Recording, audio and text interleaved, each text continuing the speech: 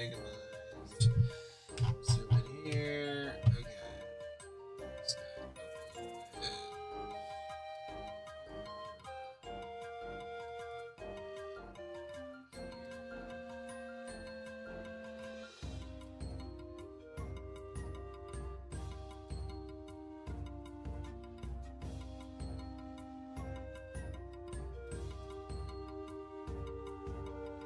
I don't remember if I had it off center before. I had it center, but I'll just move it over here. Just for the sake of it. Someone's looking, they can look. I could also just move myself over a little bit. That would make more sense. Okay. I think this makes sense. Okay. Okay. 80. Inspect ferruginous horn. You're transfixed by its rich, rust-colored patina. It's probably worth a fortune. 80. Activate punch card machine. It dispenses a punch card. Insert punch card into big computer. The aging machine noisily performs tens, if not hundreds of mind-boggling computations per second. The dot matrix printer churns out a printout. Read printout. Alchemic formula. Product, 5-alarm hot sauce. Ingredient breakdown. Polished horn, burnished horn, ferruginous horn, chipotle pepper. Chainsaw your way out of your room. HD. You draw a line around the door with a lipstick. Next. Dump. Combat operandi. Abstracted thought. You fade from the imaginary reality, leaving your final duplicate behind. Pickle Inspector has woken from his fort trance. He is now capable of functioning in reality while still maintaining a presence in the imaginary realm. Mobster Kingpin finishes his soul quest. He emerges from the experience inwardly enriched and full of wisdom. Go through Clown Door. All quests have been completed. The curse has been nullified. The statues have been banished forever. Too difficult. Go online and search for walkthrough. This is complete bullshit. You have no idea what to do with this stupid mesh or how to solve the crisis. You resolve to find some help. Next. MS Paint Masterpieces. Open one of the walkthroughs. Combat character ratings, hollow tomb locations, bonus candy, codes and secrets, business card walkthrough. Oh god. Okay. Introduction. So, okay, this is the third MS Paint adventure called Sleuth, and it's a lot longer than the other Omnis like Bart's Quest and Jailbreak, and it's also harder to solve with lots of puzzles and more hardboiled logs and nervous dames to save than ever. So hang in there and we'll go through this adventure together. It will take a lot of imagination and some vim, and yes, just a little bit of pulchritude too. Version history. As with every other guide that I've wrote, this guide is my own property. I happily made this all for all to enjoy and use it. All that I ask is that if you are planning on using this for your site, that you just ask me for permission, okay? I'm really easy to get along with and generally don't mind if so long you ask for the permission first. Don't go thinking, oh, he'll never say okay, let's just rip the guide and post it anyways, because that's a flawed way of thinking. Just give it a shot, show time, and you may be surprised. My email box is always open. Time to get started with the adventure at hand. Items, key. You're quite sure that there's never been a key in your desk. It never will be. And then we're just going through the other stuff. Scroll down a ways. Walkthrough. Here's a complete walkthrough of this game from beginning to end. First room, oh no, you're trapped. Blah, blah, blah. Search for diplomacy. Sleuth diplomacy allows you to acquaint a recipient with your brand of diplomacy. Summon Henry Clay, the great compromiser, wheels and deals on your behalf for a fee. Sepulchritude, righteous fire of charisma, consumes recipient host and all who surround its scathing cyclone of personal charm, groomed to the haberdasher's daughter. Keep searching. Cheat code 1328. This is for that hard part with the four kingdoms that involves every trick of diplomacy you've learned on to this point. The kingdoms are not getting along, so Sleuth has to negotiate a solution. See 54.3 and walkthrough for this, but also make sure you've sharpened the text tricks of the Arbiter and have obtained the ink of Squid Pro Quo. It will really help. People complain that it's basically impossible, but personally I like to just use the Allegiance mesh and get through it and not cheat. But if you don't have the time, you can use this code to get past it. Print cheat code. The dot matrix printer prints out your code. Go downstairs and check out swimming pool. It is a luxurious above-ground pool. It looks refreshing. It also appears to have a jacuzzi setting. Toss ferruginous horn into pool. Splash. Not taking any chances. You toss the horn in before going for a dip. Next. Something comes out of the manhole over there. Other AD. Go down to the street and grab horn.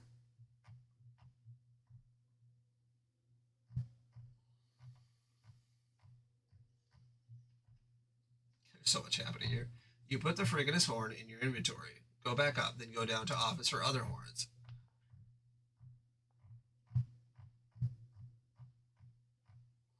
You take the polished horn and the burnished horn from your office. Go to the hot sauce still. It's sort of a pain in the ass getting around this place. Make 5-alarm hot sauce. You deposit the polished horn, the burnished horn, and the Ferriginous horn into the still hatch. You retrieve the chipotle pepper from your hat and put this in as well.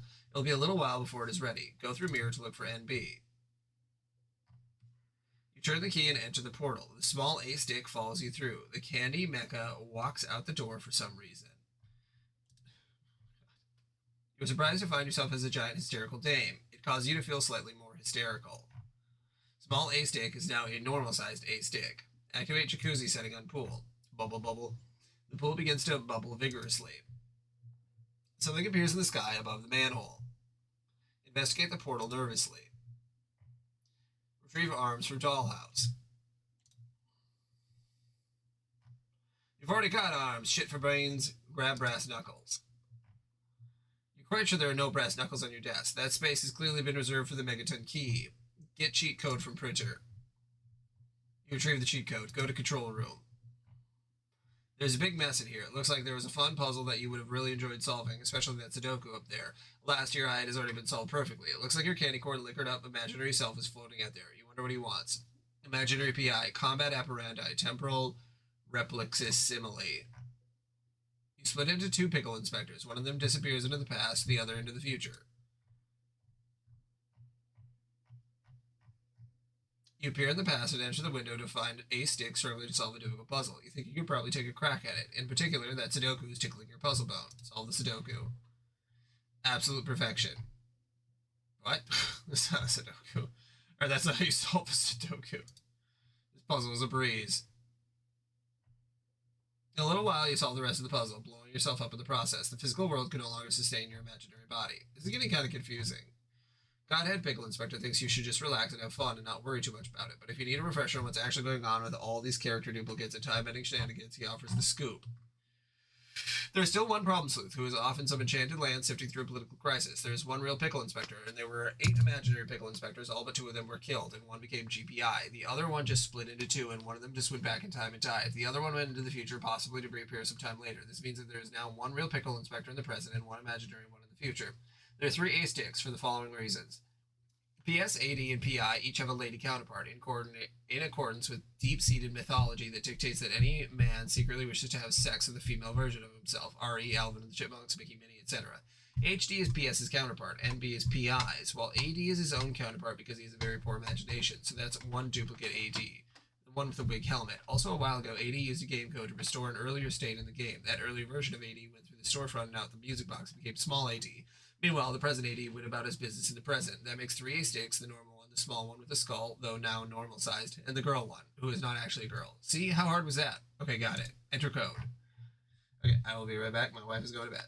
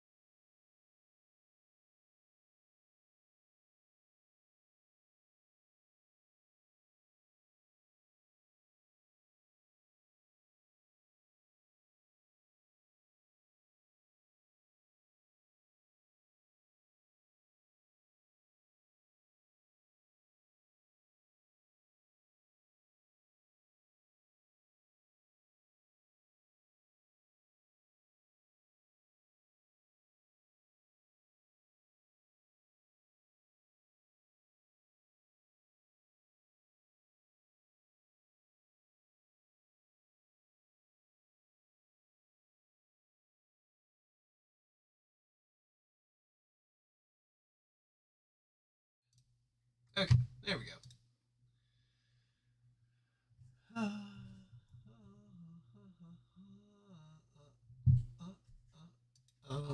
Okay. Pickle Inspector in the present enters the cheat code. Reality bends around you. You feel as if you are about to skip a lot of really difficult and boring parts of the game. Next. Successful political negotiation. Problem Sleuth has penned an accord among the four kingdoms. Parades choke rural hamlets. Statues erect. Peace prevails. View terms of treaty with Adobe Treaty Viewer. Covenant of the League of Kingdoms. Boundaries of Melon. Blah blah blah blah. Elf egg clauses. Porcelain. Blah blah blah. Articles 1 through 26. The Covenant of the League of Kingdoms.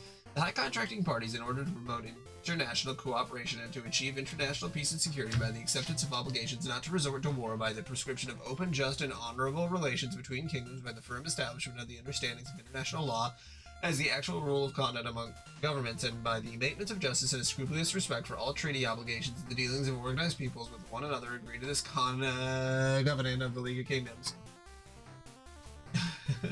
The original members of the League of Kingdoms shall be those of the signatories which are named in the Annex of the Covenant, and are also such as the other states named in the Annex as such shall accede without reservation to this Covenant. Such session shall be effected by a declaration deposited with the Clown Secretariat within 2 months of the coming into force of the Covenant notice, and with conscription of 4,000 liters of pie filling to the Secretariat for a state's share of mutual filling reserve, subject to approval and authorized witness of the Hog's Prothonotary Snout Stamp, any full self-governing state, dominion, or colony not named in the Annex may become a member of the League, and its admission, if agreed by 2/3 of the Assembly, provided that it should give effective guarantees of its sincere intention and effects regularly audited emulets to the Weasel King in increments of acceptably commuted egg collateral. See Fair Egg Act, Article 251.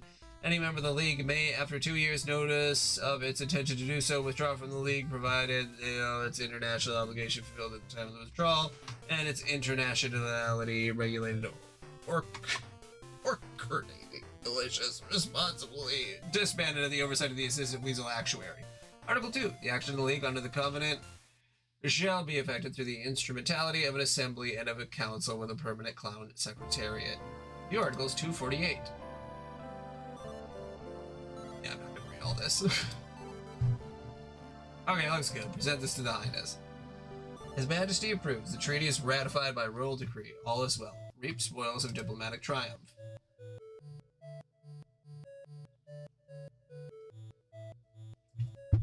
Imagination plus 38. Pulchritude plus 1070. Vim plus 10. Problem Sleuth excelled to... It's a little... Alright. Problem Sleuth excelled to new rating. Gutsy Customer. Problem Sleuth accrued battle technique. Level 10 Sleuth Diplomacy. Problem Sleuth accrued battle technique. Fair Shake. Gained a level. Groomed the Haberdasher's Daughter. Brass Tacks. Sepultude. The King dropped artifacts. Royal Chemistry set. 100 Elf Tears. 100 Weasel Snot. 100 Hog Slop. 100 Pie Filling. Munition bags. With 1,000 handgun, 10,000 Tommy gun, 100,000 machine gun, and battery pack extension cord. We're locked, we're loaded. Take skull to skull slot. You head for the skull slots, but along the way, to save time, you just drop it through the skylight for Problem Sleuth to pick up. Problem Sleuth eyes his own skull with unease. Wonder why the skull seems so much smaller than your own head, but you're not about to get hung up on that detail. Add skulls to inventory. You pick up the skull along with the other stuff lying around, including the Tommy gun and the skylight, because hey, you might as well. You load the Tommy gun to capacity using the munitions bay. You plug the skylight into the battery pack. Make a crude pass at NB. You subject the skittish Prohibition-era flapper to your vulgar overtures, making a number of unseemly references to her swell set of glad rags and swanky pair of gams. You suggest in no uncertain terms she's the berries, the bee's knees all in one. Your advances go over like a lead balloon. Enraged by the chilly reception, you give the gal a good shine, a reminder that there is still plenty of room on Whore Island. Hysterical Dame is not pleased by Monster Kingpin's treatment of her housemate. The brass knuckles are so heavy, the desk breaks in half under the extreme weight. A little AD run into MK's dollhouse. You've jerked around with that pool enough. It's time for action. You grab your romance novel and your box of chocolates and gear the fuck up for some hardcore fisticuffs. Go through clown bust door. Go through the door once guarded by the clown bust. It's a strange back room. There's an open safe. Violent noises are coming from that room. Check it out. Final boss. Step, step, step, step, step. Horse feathers. These bearcats have claws. Monster Kingpin takes no damage and remains impervious to all physical attacks. Take skulls to slot. Click. All 3 skulls are in the appropriate slots. The double doors are unlocked. Open what appears to be a cruise ship portholes. It is hard to see through the portholes. They do not appear to be receiving any power. Wield brass knuckles. The Megaton key is too heavy to lift at your current Vim level. Battle technique. Running numbers. You roll the dice. As luck would have it, your Vim gauge maxes out. Aggress. Hysterical Dame is down for the count. Candy Mecha. Aggress. The small mecha releases a confectionery barrage. Monster Kingpin takes the tasty brunt of it in his pie hole. Monster Kingpin's blood sugar elevates slightly, making him briefly susceptible to physical attacks. A nervous broad deals a blow for minor damage. Next. Enraged, Monster Kingpin picks up the dollhouse and gets rid of it. The door is blocked from the other side, so he has no choice but to throw it through the window. With quick thinking, the Candy Mecha jumps into the pool first. Next.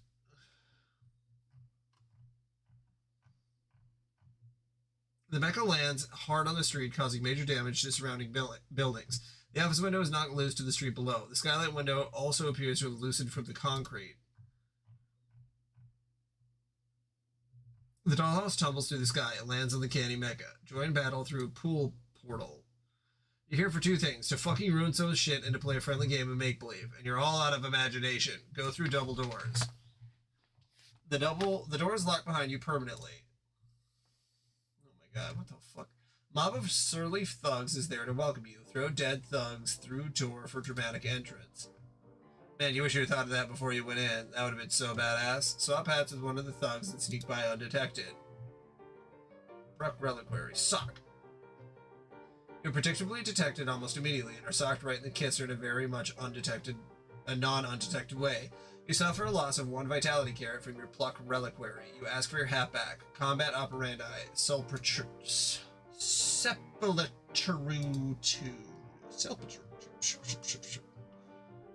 You prepare to unleash your most devastating attack. The thugs scour in mortification, but you decide not to bring that noise just yet. You just go with Sleuth Diplomacy instead. Level 2 Sleuth Diplomacy. Sepulchritude. Sepulchritude. Sepulchritude. Sepulchritude. Sepulchritude. Sepulchritude. The defeated surly thugs drop 14,250 spondylix. You pick up the loot and progress to the next level. Pick up windows and go up.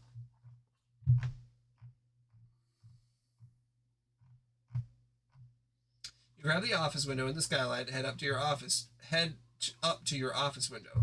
You leave behind Problem Sleuth's office window because it is just too damn heavy and cumbersome. You go to the skull slot room. The doors unfortunately are locked. It will probably take about double your own considerable strength to bust through them. Feed MK some chocolates. Gulp, blood sugar. You lob a hand grenade into MK's mouth. His blood sugar level rises again. Now is the ideal time to attack.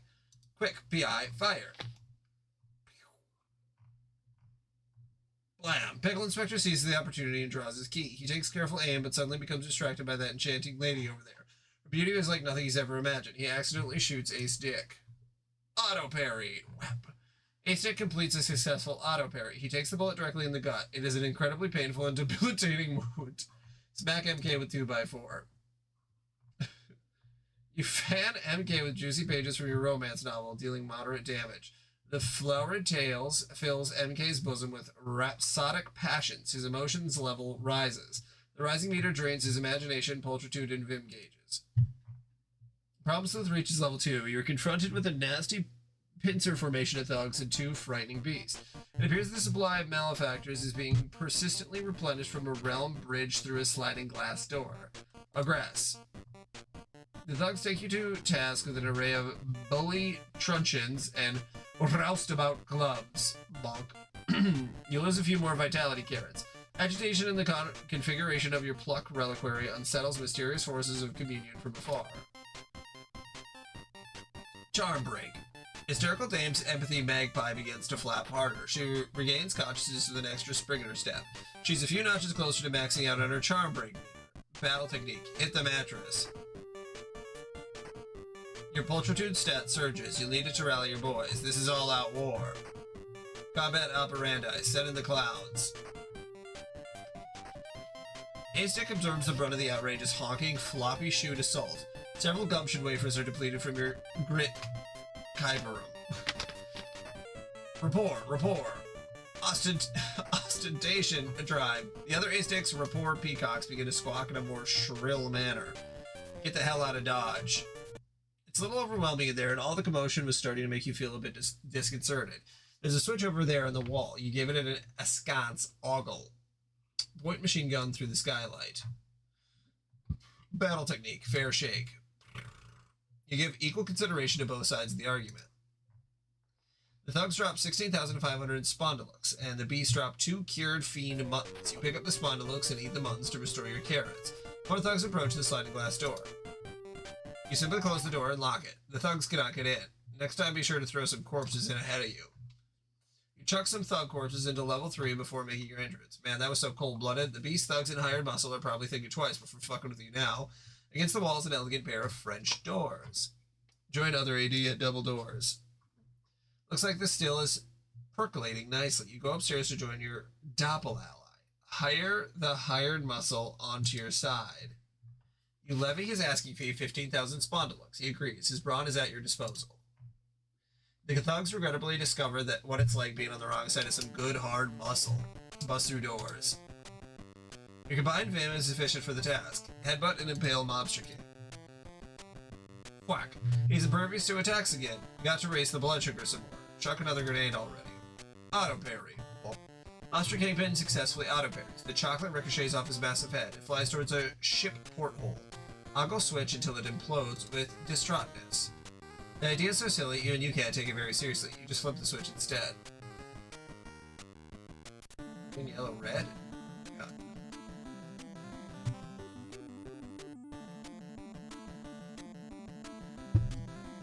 Red, yellow, green. Blank! The grenade breaks through the port side red porthole.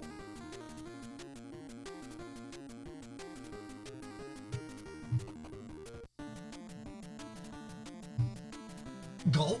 The chocolate finally emerges through the starboard side red porthole. Mobster Kingpin receives the well-traveled chocolate and is aghast. Yeah. Now headbutt and impale. Oof. Blood sugar. Now that his blood sugar has been compromised, you deal a fearsome blow with the business end of your wig. MK takes minor damage. Ada is down for the count. The A-Sticks arrived just a little too late for the rowdy, rough-and-tumble action they craved. The hired muscle seems to have everything well in hand. He appears to have made use of the French doors for slicing beasts in half. He is collecting all the spoils as he operates, snatching up the prize spondylux and muttons as they appear. Problem Sleuth seems irked by this conduct, as it was not part of the implied operating agreement in his view. The muscle's diplomatic skills could obviously use some polish. Above the A-Sticks, the rapport peacocks become even more McKivers? Shivers, right? Candy Mecha, walk through portal. The capricious. I am losing my mind. Machine enters the portal with the dollhouse on its back.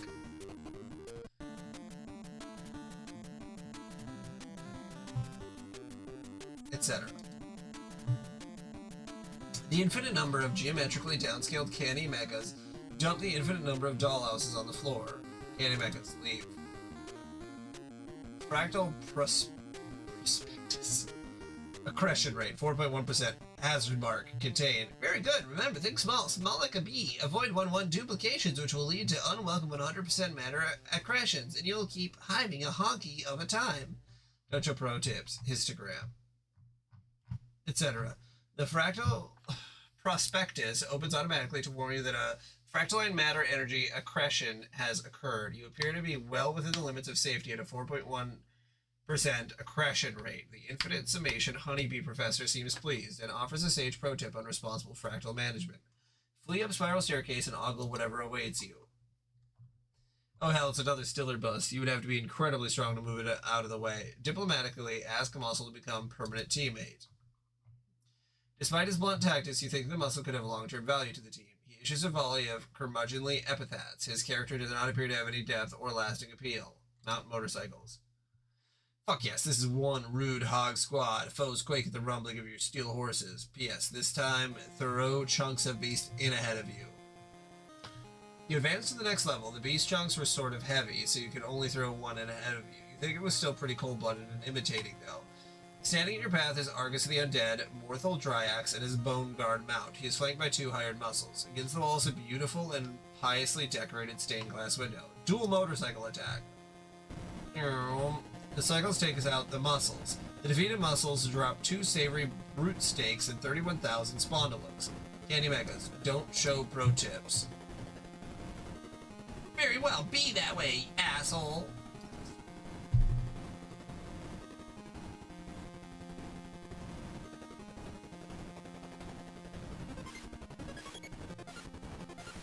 Hired muscles going for the spondylus and the brute sticks. Morthal molests his brainstem with a doldrum flagellum. The hired muscle is now undead. His alignment is now indeterminate. Battle techniques. Brass tacks. You levy the fee of 3,000 spondylus and summon a trifecta of mystical warriors. The great masters of brass. Buttermilk Stubbs, Ramblin' Jackson, and Molasses Fats. They're all blind as a bat and full of piss and vinegar. The trio gets down to business. The horn-based onslaught establishes moderate damage to the foes. The frightened zombie muscle flees upstairs. Battle technique. Nox Daint. Mothra Dryax shoots a lot of little skulls out of his skull. The Jazz Trifecta is afflicted with an undead curse and banished from the physical plane. Bone Guard mount. Aggress. The Mount Savage Host flick at Problem Sleuth's unlucky mug. PS endures significant carrot loss. Encircle Dame's Charm Break Master is close to maxing out. She experiences a surge in attack power. Aggress! You scribble on the back of MK's head with a chainsaw. Level 5 Sleuth Diplomacy. Impromptu caucus?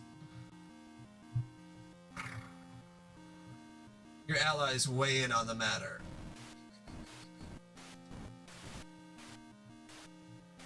Morthal is one hardy son of a bitch. It's going to take a hell of an attack to take him down. Pickle Inspector has wandered back to the control room. There's a new window there which has captured his discerning ogle. Time to bring out the noise. Sepultritude. No, not yet. Combat Apparandi. Belly of the Whale. Hurricane force winds drag debris indiscriminately into your mighty marine beast-like orifice. Nothing can withstand the suck of your awesome gut. Battle technique. Extortion. MK turns the tables on you and horns in on your racket. He nullifies Belly of the Whale and sends the business right back at you. A stick is pulled into Mobster Kingpin's generous tummy. It is an act of desperation. AC yanks the pins on his final 2 chocolates. The grenade detonate. All of your wafers have been depleted. A stick is slain. Death has been waiting for you. He has poured you some tea. Ostentatious Drive. The rapport peacocks are flipping out. The Ostentatious Drive is at capacity. One of your most brutal attacks is available for a brief window of time. Ostentatious Drive. Double truffle shuffle trouble. Double truffle shuffle trouble. Zoom, zoom, zoom, zoom, zoom, zoom. A tubby customer himself, Morthal is in awe of your synchronized jiggling bravado. Morthal Dryax has been slain handily.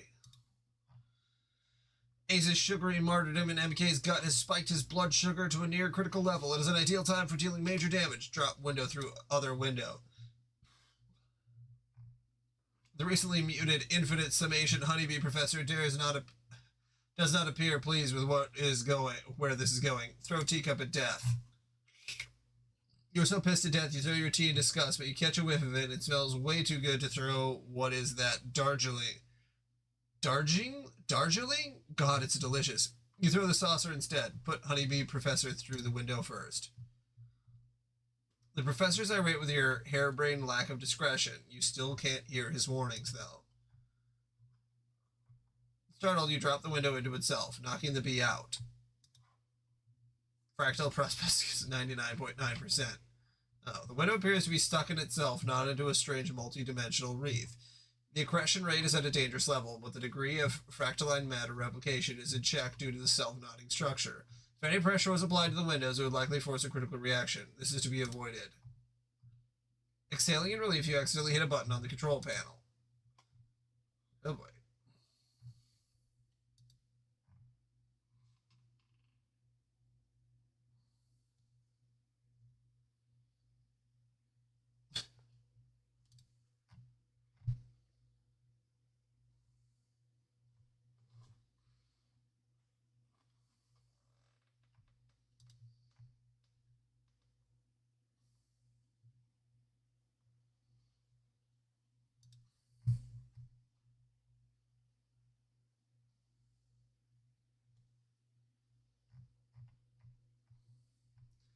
Flufflu has been released from his black realm. All of Pickle Inspector's spark ash has been depleted from his metal samovar. Pickle Inspector is slain. Nervous Broad's Affinity Crow is flapping frantically. Her murder flux is fully charged. Death ogles you. Delicious tea is politely offered. Death. Combat apparandi. 2 lumps. Sugar is offered with aggressive courtesy. Death stirs the hot beverage with his scythe. This is incredibly disconcerting. AD&PI. Challenge Death to win back your lives. You throw it down hard because that's just how Team Sleuth rolls. Death is intrigued by the offer. Click. Death clicks his ballpoint scythe. Puff. A-Stick slams down his hat in disgust. Pickle Inspector rises boldly to the task. The Weasel King appears briefly in support and supplies PI with the mighty Tetrix of the Arbiter to even the score. Ask Death where Honeybee Professor is. You're just curious. It seems he's busy pollinating the afterlife.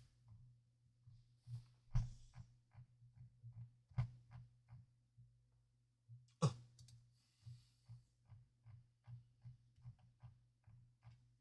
Flufflu scales the Cathedral of Syndetic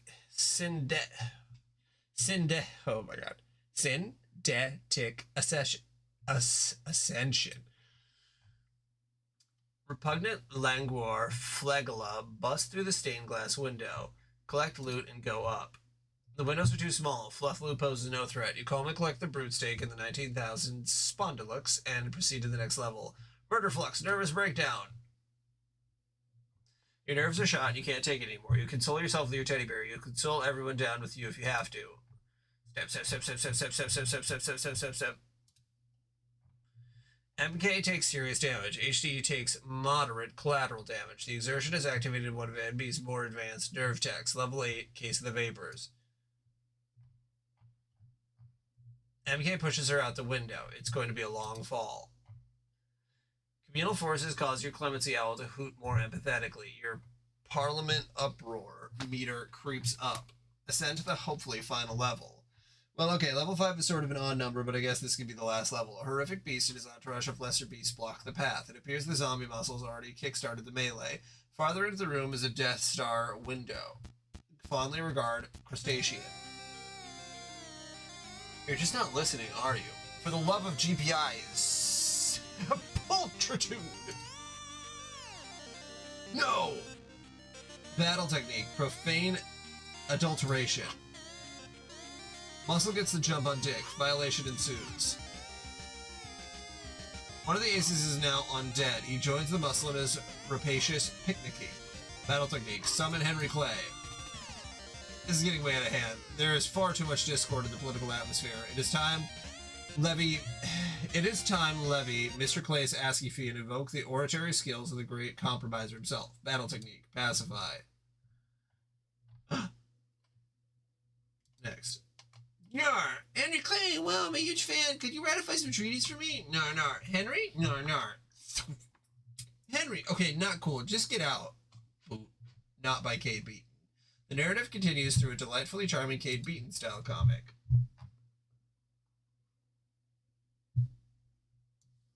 Just a bunch of cool guys. There's Kate Beaton. I never read this one. I pledge my undying devotion to you, my lady. Ooh, I mean, oh, by devotion, you mean, yeah, hey, get out of the way for a minute.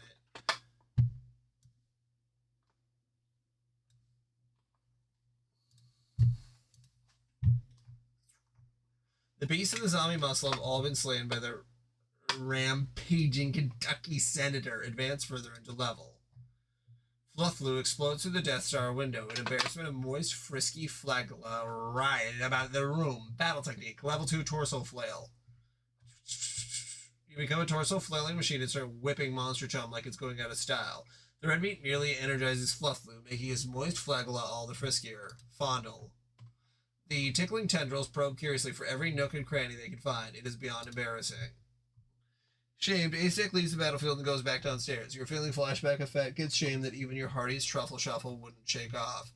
Go by Flufflu, granting him wide berth while it's doing so.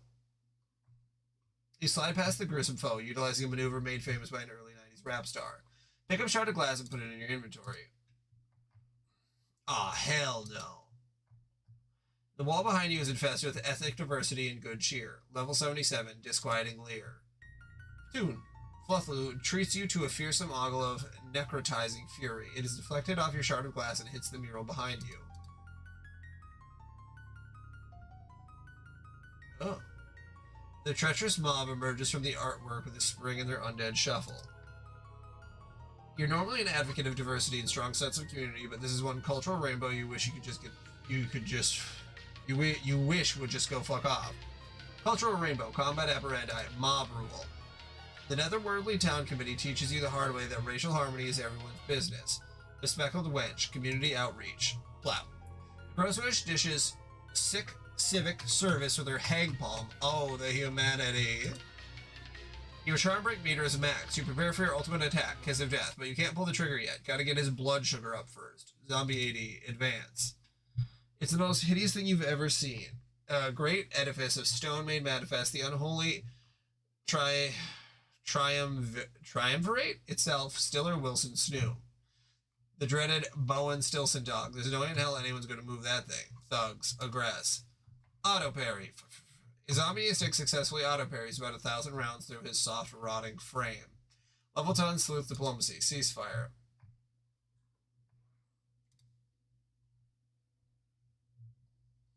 Not one for violence, you opt for the diplomatic route and motion for a laying down of arms.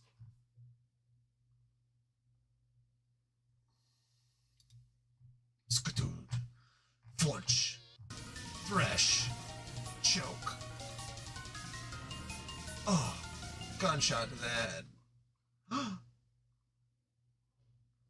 Zombie muscle. You dope bastard. Flufflu has pried himself from the wall and carries the Death Star window around on his back, sort of like a hermit crab. Candy mechas, immobilize. The smaller fractal mech army rises to the occasion. They fly through MK's office window. Candy mechas, battle techniques, self-saccharine vice. Blood sugar. Monster Kingpin goes into diabetic shock. Charm break. Kiss of death.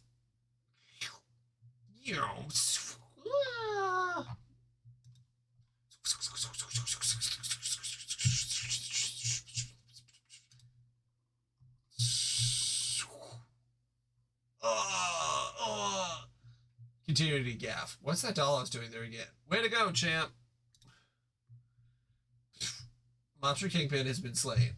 Fall in a more nervous manner. You do declare you must do something about this case, the vapors. Death is there to greet you, although he does seem preoccupied at the moment. Pickle Inspector and Death are embroiled in an epic scrum. They duel in a match of Wizard Sudoku. Death charges with his jousting scythe. This is incredibly silly. Aztec has been in a poor strategic position. Hubert razzies you with his flagellum of impertinence. Since Death is distracted, you surreptitiously tiptoe out of the afterlife. Frisk MK's body for valuables. His portly body provides a generous frisking canvas. You'll be here for a while. A plump hand comes to life and squeezes your neck. Combat apparandi. Insulin shot. MK's health is restored and his blood sugar has been reduced to 0. MK, summon Wilford Brimley. Invoke the ruddy, churlish spirit of your great patron spirit, Wilford Brimley. His crippling diabetic dysfunction is barely concealed beneath his fat, mustachioed mug. Looks like someone just shit in his dinner and he's not in 2 pleased. Combat apparandi. Type 2 Die a beat down. Oh my god. The Brimley guy merges with your aura, and you give the bum rush to the feisty Jane. Put a bruise on the tomato, say? Hysterical Dame is out cold. Mobster Kingpin closes the door to his safe.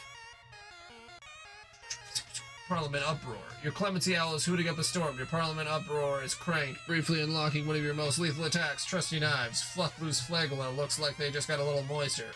Check on hot sauce still. Things are seriously a rumbling in the still room. Parliament uproar. Trusty knives. If you didn't have your trusty knives, you think you'd slit your wrists.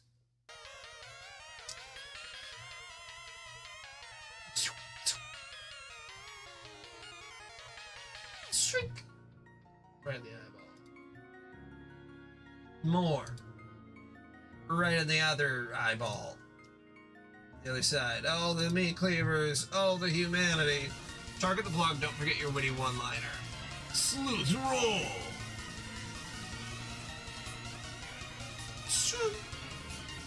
After one of your more inspired sleuth rolls, you drop your cold-blooded line where you spent the last few minutes thinking up. Hate to cut and run.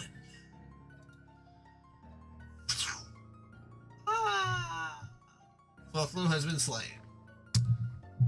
Oh, get the hell off of there. Victory dance.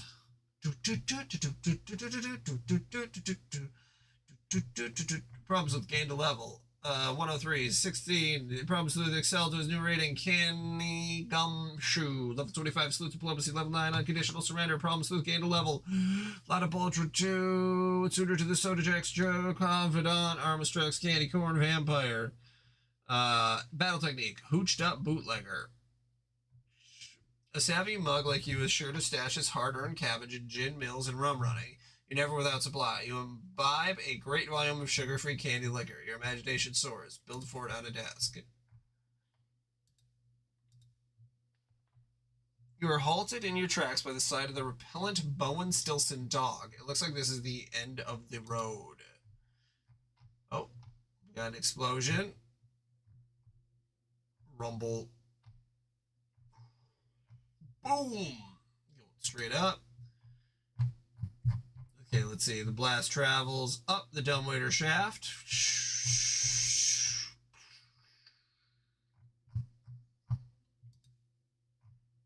The Bowen Stilson dog has been destroyed. Rebuild Bowen Stilson dog. There's no hope. Sorry, you have to know when to let go. Check aftermath of still explosion. The 5-alarm hot sauce is ready. The juice sure looks like it packs a wallop. Open MK's door. Enter. You're a little too late. Mobster Kingpin is safely tucked away in his fort. He is quite obviously impervious to all physical attacks in there. You'll have to find another way to get at him. PS 80. Enter safe room. Someone has beaten the tar out of this fair dame. You wonder what sort of monster lays mitts on such a classy-looking skirt. Your blood boils. Go up. The path is blocked. You need an awful strong fella to bust the obstacle. Drink sauce. You ladle the potent condiment from its basin with your trusty hat. It has a funny taste. You can't put your finger on it, but if you had to describe it, it would say it has the flavor of intense pain. An incredible transmutation takes place.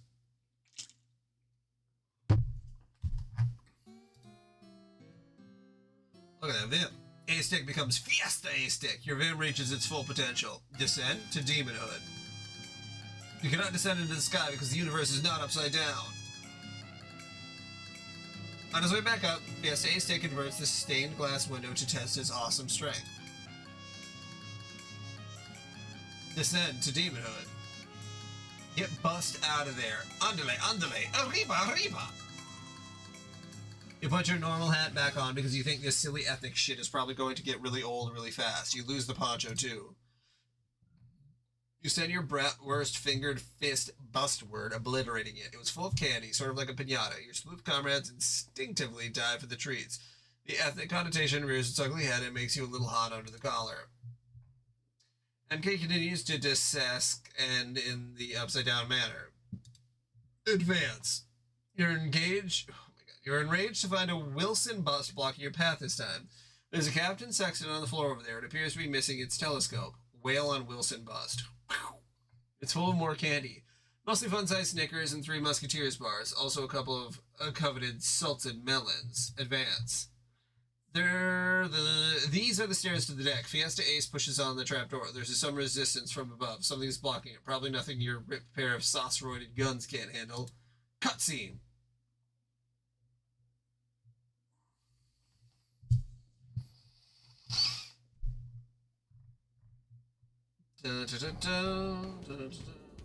Open the trapdoor. Your brawn sends Captain Snoop skyward. Go up to the deck. It's Mobster Kingpin's ship, the Chicago Overcoat. Blackthorn of the imaginary skies. Oh yeah, you're upside down. You suddenly remember the universe is upside down. The A-stick falls into the sky. Problem Sleuth grabs hold of the steering wheel.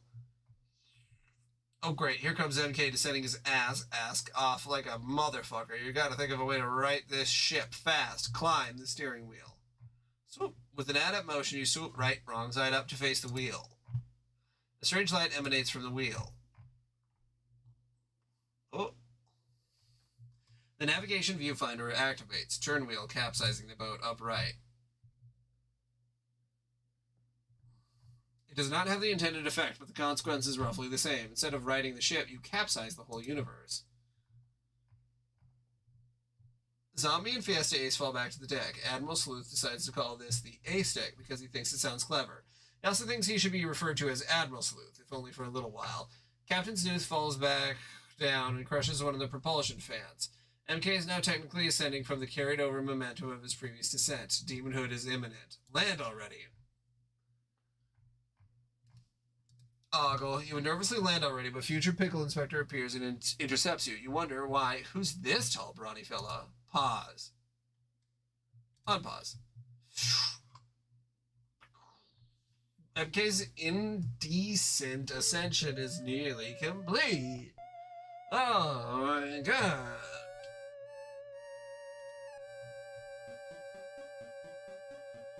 Holy shit, there he is. The final boss battle. Boss battle. I can read. It says chapter 13 out of 22. We're not even close. It's MK's hideous ultimate form, Demon Head Mobster Kingpin. The Fan Island disperse. Fashion a more fitting hat from your old hat. Boop. You flip your reversible hat inside out to produce the Admiral's hat. Your nautical prowess multiplies by a factor of 10. You make sure to restow the precious candy corn inside it. Restow. Next. You briefly pose as a team because shit seriously just got real again, and this iron-faced thug has kept you under his thumb long enough. It's time to take him out. You have a feeling you'll need help from as many allies as you can for this epic struggle. Bring Nervous Broad to the A-stack. You decide to reunite the fair dame with her allies, but suddenly reconsider at the sight of the foul demon. Sheesh, this is no place at all for a delicate flower like her. Instead, you drop her off at the brothel in the sky. She'll be much safer than horrors on Horror Island. You offer words of reassurance to undisconcert her before leaving to take on the monster. Combat Apparandi, level 49, Abstracted Thought. Parts of your awareness detaches itself from the imaginary universe and returns to reality. You are now free to move around in reality while your demonic self remains in the realm of imagination. Gather up all the ship portholes. You pry the port and starboard side ship portholes from the walls. It seems their batteries are now fully charged and they may operate free from their outlets. Defeat Death already. You're working on it. Death chases you through the partially complete labyrinthine Sudoku diametric. He urges you to pull over with his bullhorn scythe. This is incredibly serious business. You head bump a Sudoku stem block.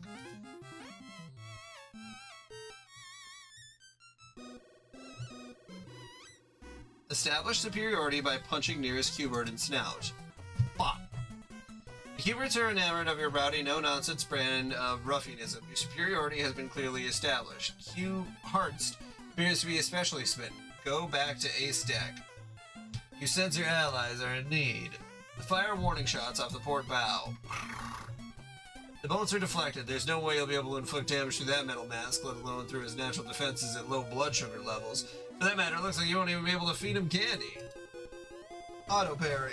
The ricocheted bullets are auto parried swiftly through Zombie Ace's necrotic tissue. Zad matured at a new parrycraft overripe produce. Use time and key unlock. Your ring of keys is just too small for that oversized lock. You're going to need to find a bigger set of keys. You've done it. The beauty of your remarkable accomplishment has caused Death to shed a tear of black liquid sorrow. Pickle Inspector has finally perfected the labyrinthine Sudoku cube comprehensile. Death has been bested. You are free to leave. A-Stick has beaten Q-Hertz to death with a pawn he can go to. Return to land of living. You breathe a sigh of relief. You're afraid you might have missed something out of the ordinary while you were gone. Dump portholes through jacuzzi. Plunk. Into the bubbling portal they go. All but one. DMK seizes them telekinetically. Grab the cinder blocks. Plunk. Before you throw the last one in, you pick up the cinder blocks from the base of your fort and throw them through the final porthole. You were tired of stubbing your toe on them anyway. Finally, you toss the last porthole in the jacuzzi.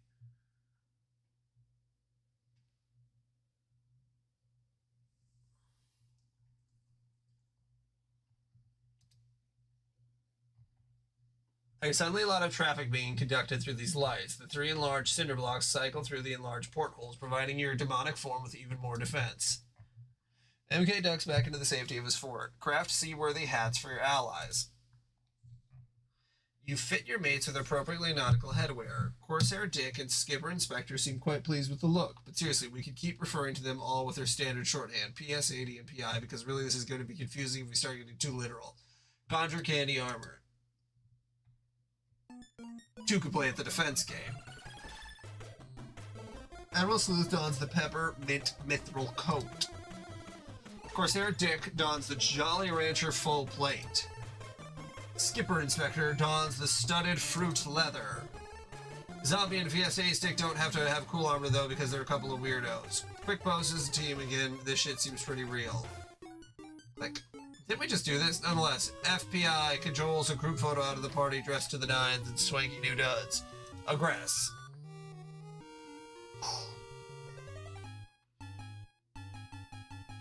Draco Aegis. While you're all goofing around, DMK turns his defense into offense. PS absorbs the cinder blocks brunt entirely. Your armor's tracheotis gouge takes a hit, but you're otherwise undamaged. Looks like the candy coat is doing the trick. Communal forces cause you to stop being knocked out cold. Candy Mecha, join the battle already. The brainless war machine blasts off to adventure. At least its detachable hull segment does. They have the legs behind. Sepulchritu. Slap, slap. No, you fool! Don't you realize if you initiate that attack, it'll be the last thing you do? If he has to smack some sense into you. Flip switch. Flip. You wonder what that switch does. You give it a curious flip. It doesn't appear to have done anything. The power in the room is cut off. The jacuzzi stops bubbling. The large portal closes. Take charge as leader. Demand weapons. It's time to quit the harebrained antics and rally your troops around an actual battle plan. You ask all of them to hand over their weapons. Tell Fad to hang on to his machine gun since you really just need the one. You ask the idiot zombie to pony up his, though. Give all the weapons to PI. You order PI to take the key, the ring of keys, and the hairpin down to the jacuzzi and jump in with him. In the meantime, you and the aces will keep DMK at bay. Skipper Inspector politely asks, "Search the mission. Take weapons down to MK's office." Along the way, you drop the gun, the Tommy gun, and the machine gun because you suddenly remember your VIM is not nearly high enough to carry them. This appears to be a snag of the plan. HD is standing there looking puzzled. She wonders, well, what's with the fruity get-up? Ask HD to take weapons instead. Thinking on the fly, you come up with an imaginative alternative to get this strapping dame to do a man's work for him. It's no wonder Admiral Sleuth would trust you with this critical operation. His bold leadership causes your heart to palpitate with admiration. Hysterical dame brings the weapons to the jacuzzi. You come out of the manhole. This appears to be another snag of the plan. Thank goodness that's taken care of. You space out for a moment. Hey, what the heck does this switch do? You completely forgot. Mysterious divine forces along with a profound sense of adult curiosity cause you to flip it.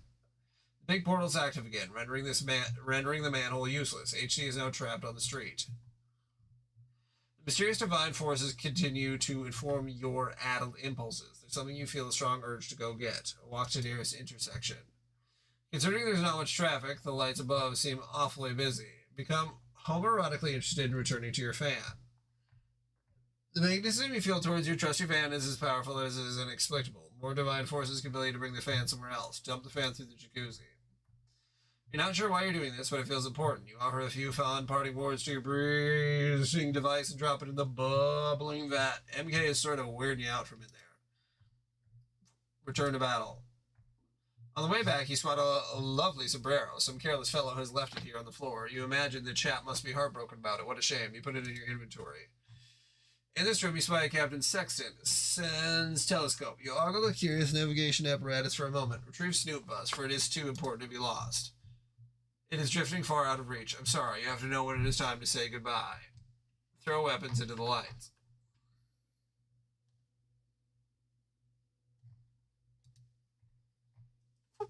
Waiting for a gap in the cinder block cycles, you start with a handgun, lopping it into the port side red light. Ching!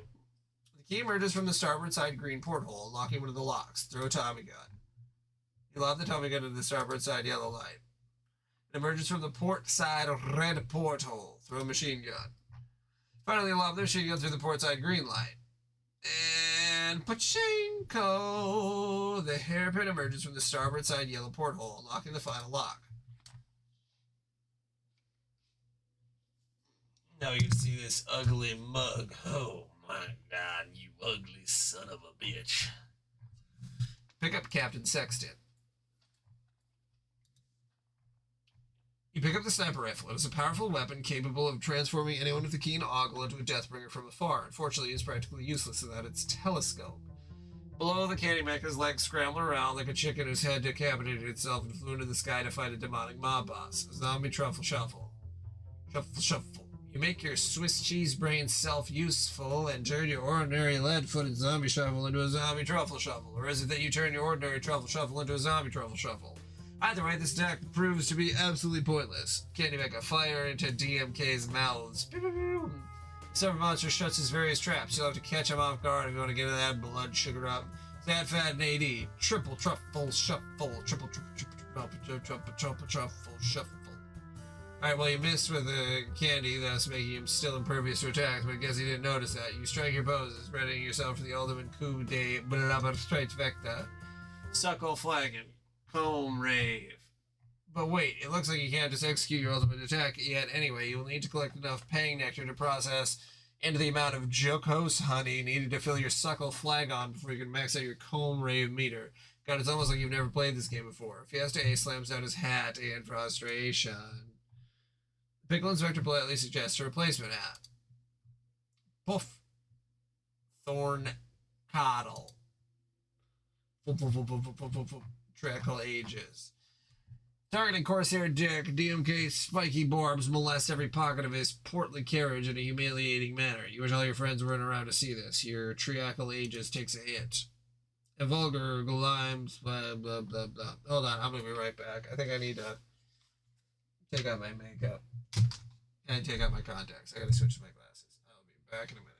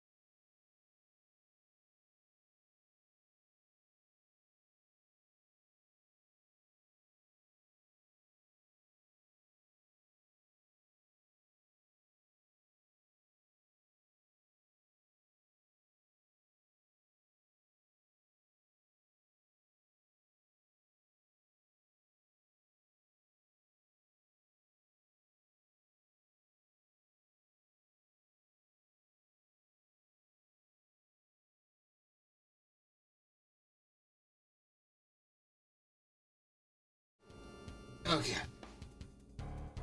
Alright, we'll see if I can keep reading effectively. Oh! I was so dry. We're sleuthing hardcore style. Real pornographic. A vulgar glumspine flagellum unfurls itself rudely. It has a gander at PI. The layer of the prickly vegetable disquiets you. Zombie ace salivates into savory-looking tendril. You wonder what sort of nectars it harbors. Drop. In a flailing panic, the mecha's legs blast off. It accidentally drops a fan down to Whore Island. All the whores scatter for cover. You'd probably better get out of the way there, too. Okay, now what the hell do you do? Well, you mull it over, a cheese truck passes by. You see something peculiar inside its rear cabin. Illuminated by a strange light, you wonder where the truck is going. Hail a cab and follow the cheese truck. You whistle down a cabbie and fly a flip of a spondelook. You tell him there's more where that came from if he keeps the heat on that cheese truck. Toll. The truck passes through the city's square shoulder tolls, where a stiff dairy tax is levied on local distributors. You cannot pass through the booth because your vehicle is improperly shaped. You clutch a glimpse into the illuminated rear cabin opening. There appears to be a mustachioed man sitting there patiently. You wonder what the heck is going on here. Pursue on foot, ask toll operator for directions. You are here. Gutter pipe projects. Wow, okay. The toll booth operator hands you a map of the downtown districts. A part of the map has been circled. Get the hell out of the fan's way. You avoid the enormous fan in the nick of time. You enter the sleazy brothel. The decor seems unusual, lavish and seductive, yet festooned with gorgeous cultural wall paintings. Is this a bordello's matron's lair, or that of some sort of artisan? This is kind of confusing. You wonder where the madame is. Crash. The fan plug crashed through the ceiling. Ride the plug like a mechanical bull. Yeehaw! Wow, what a fucking waste of... Actually, this is a lot of fun. Sample DMK's tentacle with a nice bottle of Merlot. You dine on this sumptuous creeper with a gluttonous abandon, releasing a steady flow of thick, pang nectar. FBI's suggestion for a nice wine to complement the meal goes boorishly disregarded. DMK smarts from the ferocious nibbling, leaving his mouth vulnerable to a sugar salvo. The candy mecha seizes the opportunity. The glum-spined flagellum retreats into its thorny bramble. DMK's blood sugar elevates. The bang nectar is collected by energetic worker bees. Impetuous comb. They busily set to work building an impetuous comb to transmute the bitter nectar into sweet, jocose honey. Recently collected nectar is stored between the walls of the newly erected Sierpinski cells. They labor under the instruction of their chief architect.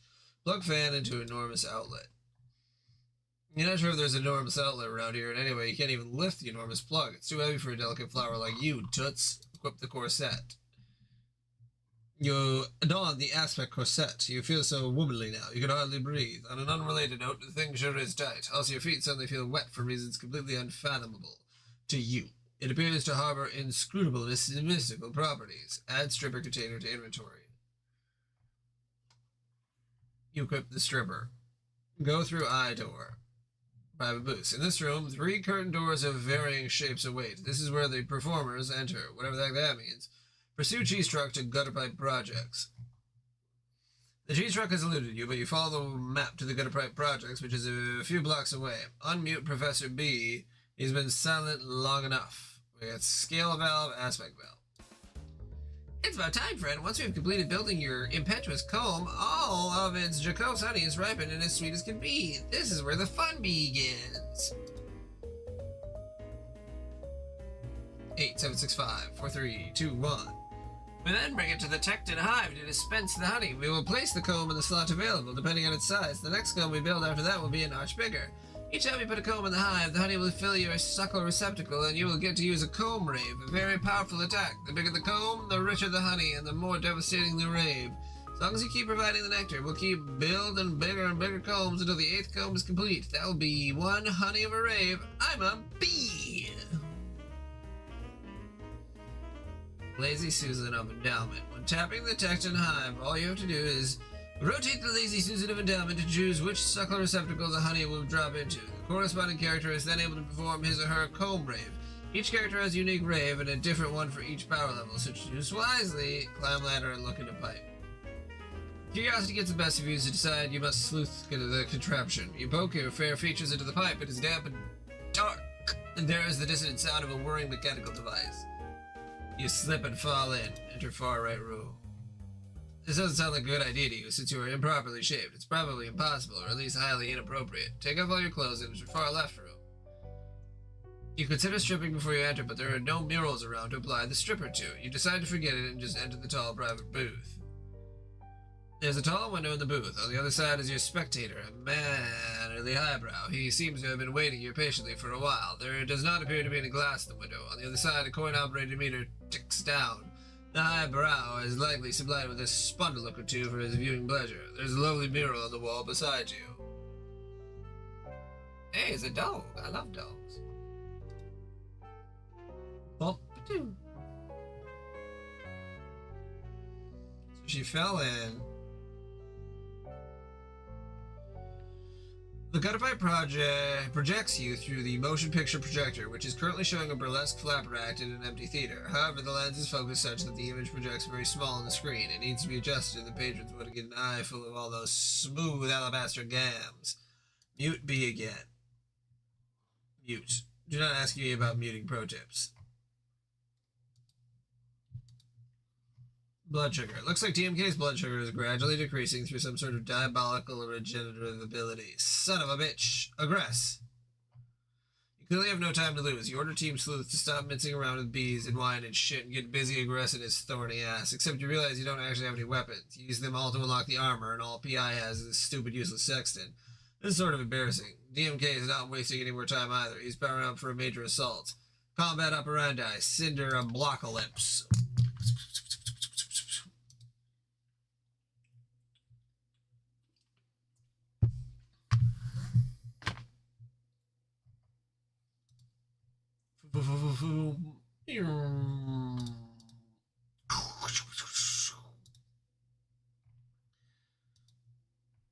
Frijole Aegis. Fiesta Ace loses a couple of beans from his Frijole Aegis. He's got about 1 million more, making him practically indestructible. Nevertheless, he prefers to distance himself from the needlessly ethnic defensive modality. Auto parry. The zombie ace simply auto parries attack. I'm maturing a new parrycraft, Bruised Fruit, half price. The candy mecha has been destroyed. DMK level 10, Thorncoddle, apeshit bramblefuck. Before you have a chance to do anything, DMK uncorks another doozy of an attack. Shameless flagella wiggle about, molesting everything in sight. Your tracheal Aegis has already been depleted to a near critical level. Who'd have thought the final boss would be such a pain in the ass? Use stripper on mural. The man has levied good money to watch you strip, and you're not one to disappoint. It's getting a little steamy in here. The eyebrows on monocle fogs up. Splash a little on the wall. The eyebrow is quite pleased. Enter mousehole given your small height attribute. This seems like the only feasible exit. All dimensional parameter is considered. Strip rest of mural. You prepare to douse the entire wall with a stripper. You incinerate the painting with a flamethrower. The coin-operated timer runs out. The peep show is over, the man of the highbrow having received his money's worth. The tall window switches to a different view. Go in. You enter the studio of Madame Muro, the brothel's matron artisan. Above is an outlet which may be useful for plugging something into, as long as the plug is the right size, and the outlet is supplied with power. Climb ladder. Equip corset. How did an outlet need to be? Whatever. The Madame doesn't seem to have noticed you, so you climb the ladder. You don the scale bodice. You've never felt so shapely. The whores compliment you on your glamorous new look. Use delegation skills to call 4 nations to your aid. DMK is powering up for yet another devastating attack, ostensibly his finishing move. Thinking fast, you commune with 4 kingdoms from afar. In the meantime, you order Skipper and Spectre to put some of the nautical prowess to work with some evasive maneuvers. The kingdoms assemble 4 of their mightiest heroes to come to your aid, the Weasel Warrior, the Elf Mage, the Hog Cleric, and the Clown Bard. Together they prepare the harrowing climb up their side of the Cathedral of Syndicate Ascension. Make universe do a barrel roll. The skipper puts a mean spin on the ship's wheel. The others grab onto the ship's netting for stability. DMK's attack is interrupted. He's gonna be sick. Blah. DMK pukes a deluge of pie filling. The deck is a gooey mess. It's disgusting. Battle technique. Vexish Glower. DMK goes ahead and deals an attack anyway. The volatile pie filling has been ignited. Your tracheal aegises have been reduced to 0. Your canny armor disintegrates. Go through tall window. You exit the rear cabin of the bread truck. The distortion forces of the oddly shaped portal squeeze your dimensions to be even taller or narrower.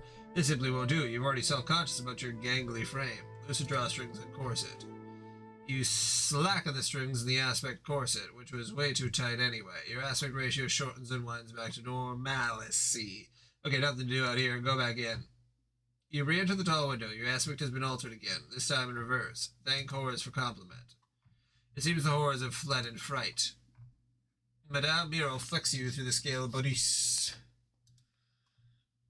Pew, pew, pew, pew. You are flushed out of the scale valve with new dimensions. Conjure frosting to extinguish flames. You counter the flammable pie filling with your own blend of some soothing, flame-retarding cake frosting. The flames have been extinguished. You're happy you're not on fire and all, but you wonder why the hell Future Pickle Inspector is suddenly blue. Future Pickle Inspector is wondering the same thing. It seems at some point in the future, FBI, the red one, uses combat apparandi temporal replicas file, again dividing them in two. One of them went into the past to become past Future Pickle Inspector, PFPI, the blue one. That past moment is apparently now. The other one went even farther into the future to become Future Pickle Inspector, a color yet to present itself. FBI thanks PFBI for clarifying and asks him politely to go sit over there for the remainder of the battle to avoid confusion. Death slides out a chair, inviting you to a friendly game of trouble. You're not sure, but you think those might be sugar cubes in the Pop-O-Matic bubble. Demote. DMK depresses your Pop-O-Matic hats, stripping you of your seafaring status before you can wield any more of that devastating nautical prowess. Your nautical prowess plummets by a factor of 10. With hard-boiled voice, say you're just getting started. We're just getting started. You're through letting the ornery mob boss have his way with you. It's time to bring out the heavy firepower. Turn crank on the scale valve. The flow amplifies. The scale bodice loosens its fit. Turn crank on upper level. You tighten the aperture. The burlesque motion picture magnifies. Jump down onto a valve lever. Not content messing around with this gizmo just yet, you make one more adjustment. You set the level to aspect valve. Go get plug and bring it through window. Though you're a little stouter, you're still not strong enough to lift it. Loosen drawstrings again. Become more horizontally generous. You're not totally sure how you feel about being so busty all of a sudden. Lift plug. You lift the plug easily. Summon Weasel King. The gloves are off. It's finally time to call in His Majesty's services. You expand the required elf tears and weasel snot.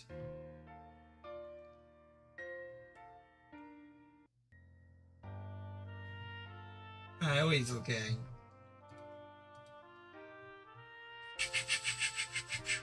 The feisty monarch flips the fuck out in DMK's face. DMK takes heavy damage. The Weasel King flips the fuck out back into his realm. But it looks like DMK has gradual health regenerative capabilities too. You throw down your hat in disgust. You're gonna need to dump as many powerful attacks into him as you can very quickly, as well as keep finding ways to raise his blood sugar. Run plug through corset, into pipe, and out projector. Sorry, the power of the corsets only applies to sexy female figures. You'll have to get through the plug and the pipe the another way. Nice try though. Go through right door. Given your proportions, it now seems appropriate to go through the short wide door. Churlish Toff is waiting patiently for his performance. It seems he is quite particular regarding the type of performer he has come to expect in his peeping habits. The Toff is irked by the class of talent his spud looks have paid for. He's a little perplexed by the giant plug too, and can't imagine what kind of sordid spectacle the accessory will facilitate. He punches the coin return button beneath the slot. The wide window switches to another view. Go through wide window. You exit the rear cabin of the ham truck, squashing your proportions even more. The look strikes you as unbecoming. Furthermore, the plug's proportions have been squashed too. Even if you did manage to shrink it down somehow, there would be no way it could fit into a normal outlet. Weird puzzle shit can be really frustrating sometimes. Go back in, go through left door again. Get back to the familiar comfort of the tall window. You become elongated by a notch. You are no longer quite as strong. Your noodly arms begin to buckle beneath the big plug, which has also been predictably elongated. Turn crank on aspect valve. Give the crank a good hard whirl, elongating the valve. The aspect corset tightens, seemingly by itself. This is quite alarming. In this state, you are not even close to being strong enough to support the plug. It pushes you through your corset. Boop. You're flushed out the aspect valve. Put skylight through small window. Surveying what you have in your inventory to put to use, you remember one of the aces has the small window and you have the skylight with a battery pack. The window becomes knotted in each other to the extent your strength will allow. You need to find a way to apply a lot more pressure to achieve the undesirable reaction. Conjure Jawbreaker Bomb. You wrap a hard candy shell around the windows to create the Jawbreaker or Skylight Bomb. Only the most powerful jaws will penetrate the shell. Lob into DMK's mouth. Fiesta Ace stomps tender flagella while you hurl the orb. Stunned, DMK chomps down hard.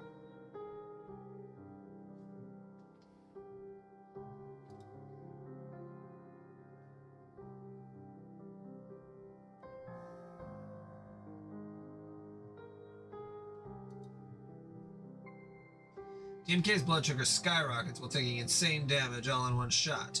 You're splashed by a ridiculous quantity of Pang Nectar. Worker bees soon arrive to carry it away. Go down projector pipe. Both of you are easily small and narrow enough to fit into the small aperture. You're projected into the room at normal scale. Go downstairs through eye door. These are the customer entrances for the private booths. All of them doors are locked, occupied by various distinguished gentlemen. There are switches on the ceiling. Only someone with an extraordinary tallness attribute can operate them. Examine middle switch. There is something odd about the switch. It is the only one of the three switched to rear instead of front.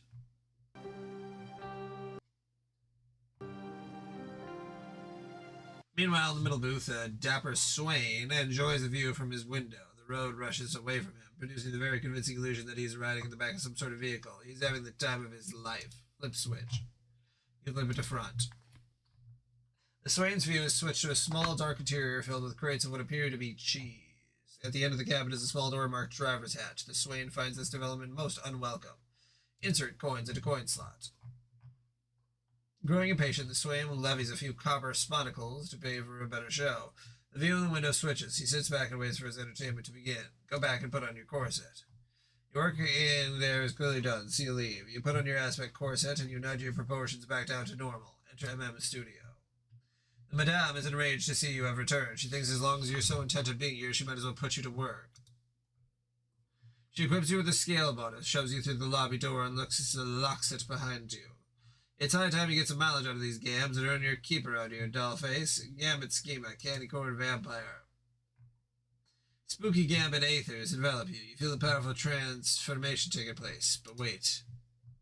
It seems you're not carved to schema pumpkin and thus cannot employ your Gambit schemas. In fact, you don't think you have a schema pumpkin. You're quite sure there are no schema pumpkins lying around and probably never will be.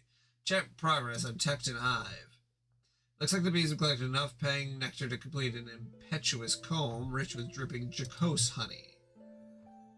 In fact, they collected so much nectar from the previous stack, they managed to complete the next 2 combs as well. Wow. Place impetuous combs in Tecton Hive. The combs are fitted into the appropriate slots and the honey begins to flow. Fill A-Stick's suckle receptacle. Suckle Flagelon, Comb Rave. You spin the Lazy Susan of Endowment to fill the Suckle Flagelon. 80's Comb Rave meter maxes out. Fill Fiesta Ace Dick's Suckle Receptacle. You fill the Suckle Cruet. Fad's Comb Rave meter maxes out. Fill Zombie Ace Dick's Suckle Receptacle. You fill the Suckle Decanter. Zad's Comb Rave meter maxes out. Comb Rave. Comb Rave. The 3 of you combined may now execute a rare and devastating triple comb rave. You will have to think long and hard about which attack you would like to use. The decision will occupy a big chunk of the battle while you chew the fat. Take your time. Equip paint roller. Pick up the paint roller and the paint bucket. Go into middle private booth. On the other side of the square window, the dapper Swain waits for a show. On the wall is an exquisite mural, the perfect backdrop for various burlesque indecencies. Roll some paint to the mural. Cover up a bit, being the saucy little tease you are. The flame is piqued by the steamy display. His busy fingers start a small moustache fire. Meanwhile, the man with the highbrow is somewhat disconcerted by the view through his expired window. It is a narrow cabin stocked with bread. Highbrow, go through driver's hatch. You climb into the driver's seat of the bread truck. Get in passenger seat. The highbrow bobs his head politely and asks, "Where to, miss?" Contra Candy Telescope from Sniper Rifle.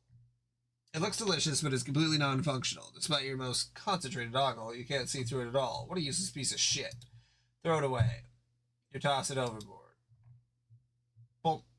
Bounces off a random truck driving by and into a traffic light. The huge candy scope takes DMK by surprise directly into his mouth. His blood sugar reaches a critical limit. It is now time to strike while the iron is diabetic. Comb Rave, triple truffle shuffle. Triple truffle shuffle, triple. Fiesta Ace begins by sending ominous, lard, wobbling tremors throughout the cosmos. He issues a hard-boiled line before dealing the attack. Suckle on this receptacle. Triple.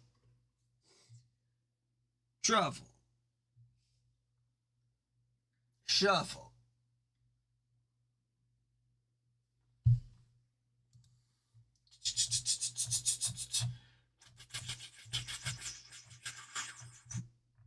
Scuffle.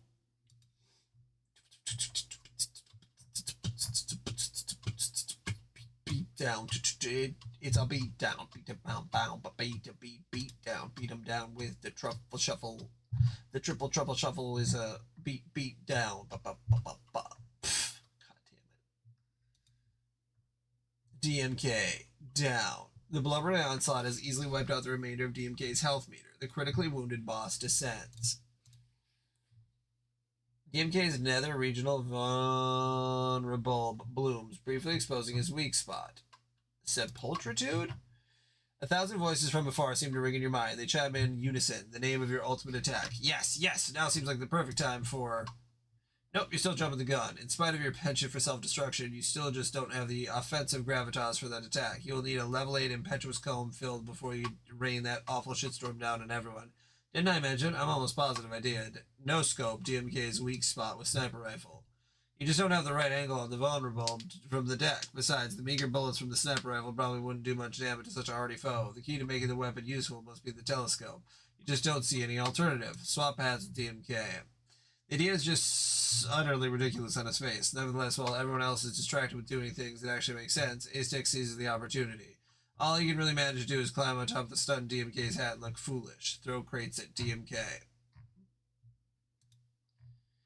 With your awesome Latin vim, you hoist the enormous crate easily. You take aim at the vulnerable, but again, you have a tricky angle on it. You throw it anyway. The crate sails past the weak spot, missing completely. Turn wheel 180 degrees. With a steady hand gained from minutes of experience as the ship's courageous skipper, you flip the universe. The rest of the sleuth grabs hold of the netting. A-Stick takes up secure purchase of DMK's hat. Womp. The crate comes back down and clocks the weak spot for massive damage. The blow has depleted DMK's supply of salubruity frankincense. We got myrrh and gold. His supplies of spunk myrrh and pep gold each remain. The vulnerable begins to close back up. The bulb closes and DMK descends, depending on whether you flip the universe right side up yet, which I guess you have. DMK rotates his head to exhibit a fresh face, complete with not one, but 2 fully replenished health meters. You consider his rejuvenation to be highly predictable, since, let's face it, there are just so many cool attacks you haven't gotten around to using yet. DMK, level 1000 running numbers. Roll for dexterity. You roll 1,000 loaded sugar cube dice to improve your fortune. They all come up in your favor. The fix is in. See jet streams of dextrose into your mouth, treating your critical hypoglycemia. DMK is now completely cured of his diabetes. You will have to find another way of lowering his defenses. You'll have to worry about your own defenses too, for that matter. He is gearing up for another round of attack. Ask FBI to conjure a schema pumpkin. He's about to comply, but you tell him not to bother, considering one is available for a brief window of time at the strike of midnight on Halloween, 10/31/08, and also considering that a schema pumpkin has clearly been in plain view this whole time and always has been. Stupid. Wonder what happened to the 4 warriors. Meanwhile, level 794 of the Tower of Syndicate Ascension. The 4 warriors valiantly melee their way through repulsive foes and onward to the top of the tower. They only have several thousand more levels to conquer. What pumpkin? This pumpkin! Gambit Schema, Candy Corn Vampire. Chapter 16 of 22. Using one of your trusty knives, you carve your favorite spook schematic into your pumpkin. Terrifying gambit aethers flow from the supernatural gourd and permeate your artifice ambient.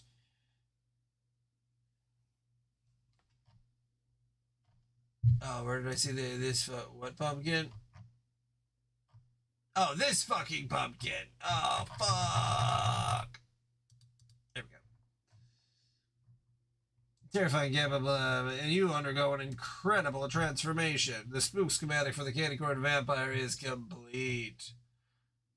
Candy corn vampire. He's a candy corn vampire. Look at those teeth. Why does he have the bottom teeth? That doesn't seem practical, but he's quite a sacrificial.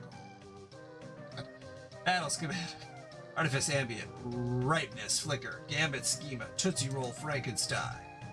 Another part of the same pumpkin, you carve the spook schematic for the Tootsie Roll Frankenstein. Tootsie Roll Frankenstein. Gambit schema. Gummy worm zombie.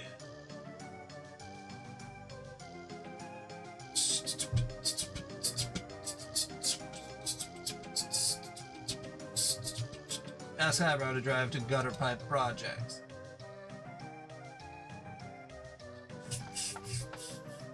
Highbrow takes you to the Fromagere district through Beanpole Alley. Unfortunately, your vehicle cannot possibly fit through the square shoulder tolls onto the Boucher district. You'll need another form of transport. You seem to have no choice but to wait around for one. Slap. While you are waiting, the Highbrow makes an uncharacteristically impolite advance. Awkward moments ensue. Cover up the rest of the mural. The risque performance is the swaying in libidinous conniptions. He boozes into both ends of his twisted black moustache. Luckily, he had the foresight to violate brothel policy and disable the smoke detector, as many savioles in this establishment are keen to do. But wait, it looks like the nostrils of the bull in the mural are actually a pair of electrical outlets. Are you sure it's wise to paint over those? I don't know. Yeah, paint over those too. You zap the mural on the outlet with your stun gun.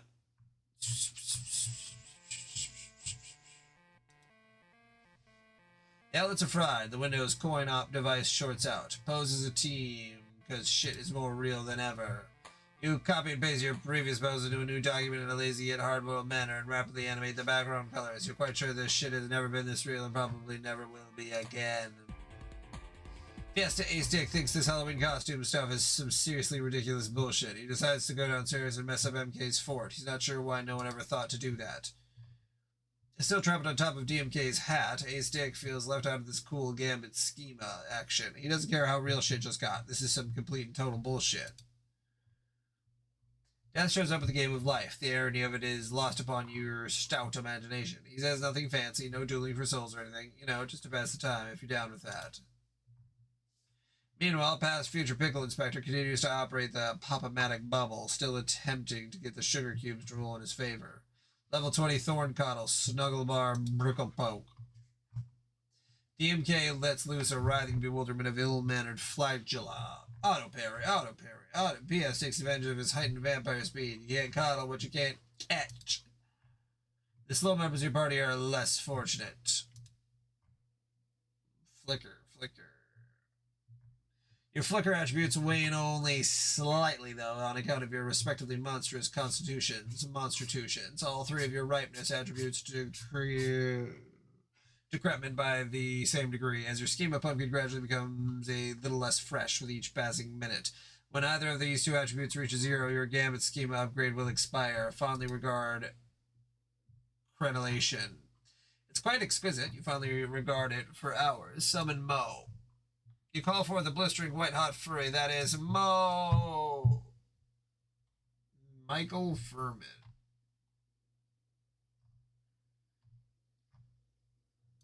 Doesn't look like he's got a comic anymore or something. I don't know what's going on. Buddy made a comic.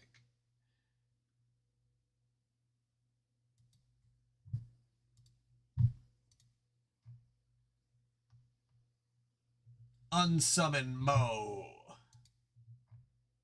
You unsummon Mo. Mo will be of absolutely no use to you in this battle whatsoever. Recap, please. I'm not reading a recap. It's also simple. You wonder why you even bother to ask. Go through a window.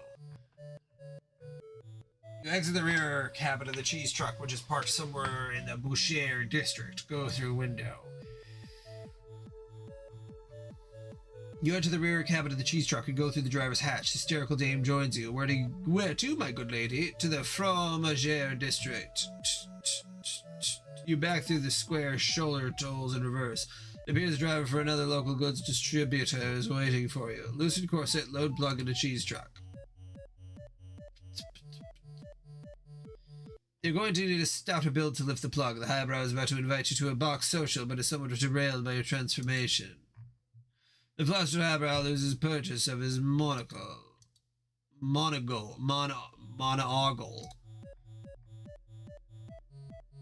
You feed the plug through the truck's cabin square window, but you can go no further. It seems there's not enough slack in the cord. The rest of it must be bunched up and stuck outside the brothel.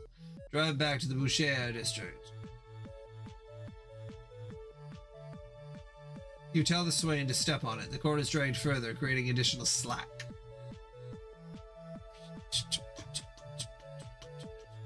You thread the cord through the ham needle, one of the city's most famous landmarks. You pause nearby a ham truck. It appears some fellow was standing on top of its cabin, peering through his fancy opera binoculars to get a better look at something astounding he may have seen in the sky. Double back through the tolls. You head back to the Fromagère district. You think the cord now has more than enough slack for the rest of its journey. Bring plug through a wide window. You enter the last booth and exit the cabin of the ham truck, flattening out the proportions of you and the plug. The plug is now returned to its original proportions. Begin playing life. Because there aren't nearly enough side plots going on, you think it's time to get started with this epic duel on top of a large hat. The game of life is set up. You and Death enter the game. After divvying up your starting cash, you choose the appropriate game pieces. Death uses his adding site to make careful calculations on how to utilize his funds. He considers a variety of college brochures to determine where he should begin his education. Life is very serious business, and Death doesn't take it lightly.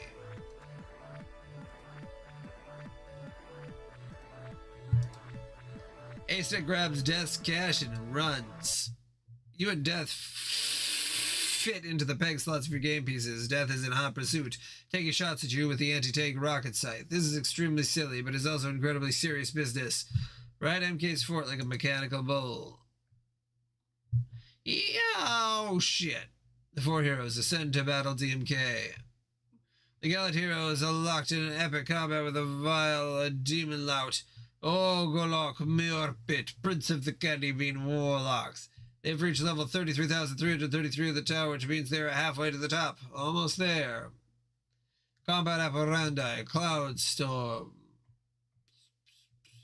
The Clown Pontificate is summoned, wields his legendary hamper of the Jaded Fools, Ennui. Ennui? No thank you.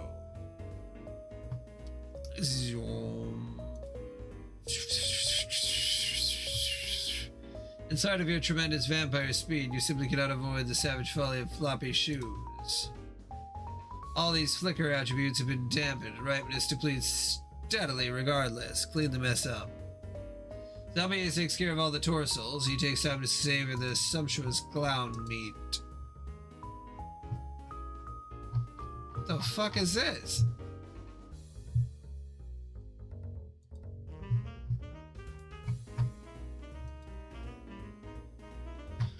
What, he's just got a full comic?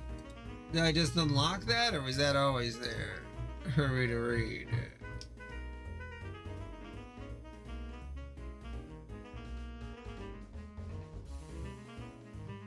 Oh shit.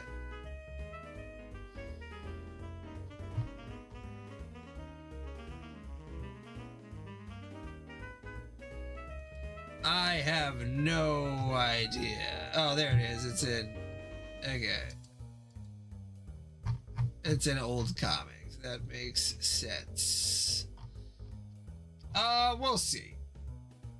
Well, let's see. Let's focus on getting through. I'm already problem sleuth after doing Homestuck, so I think it'd be best to keep on this for a little bit. Yeah.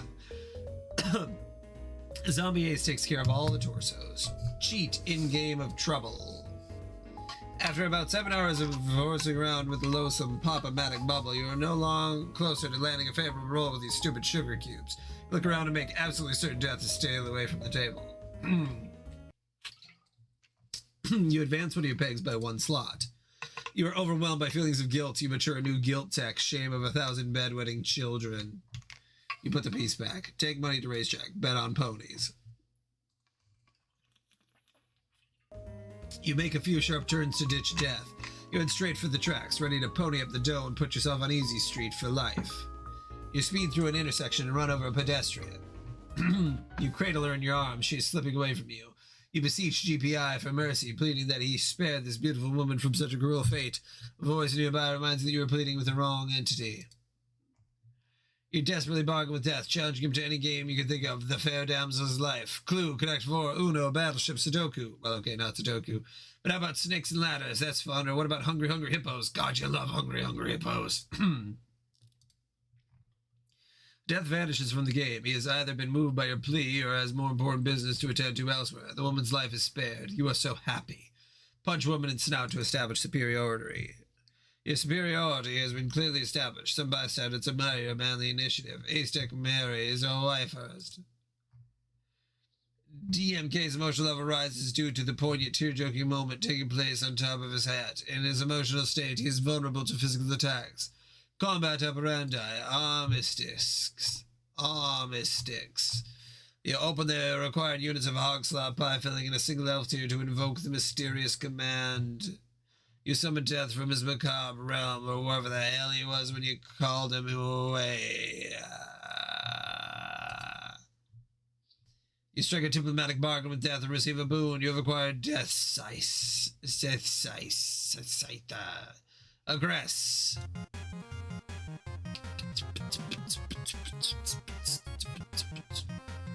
Beat the crap out of MK. You stand up to box MK's ears, but it seems he's fled the office. MK deposits an ornate Persian rug over the trap door and then retreats down the stairs. Pursue MK. Gets hit by the trap door. He's going down. You fall right into MK's trap and slide down the dumbwaiter shaft into the back room of your office. MK enters a speakeasy and relodges the elbow between the doors. You're a little irked that someone would tamper with your carefully thought out security measures. Also, you wonder what the fuck happened to your beautiful bust. Keep aggressing.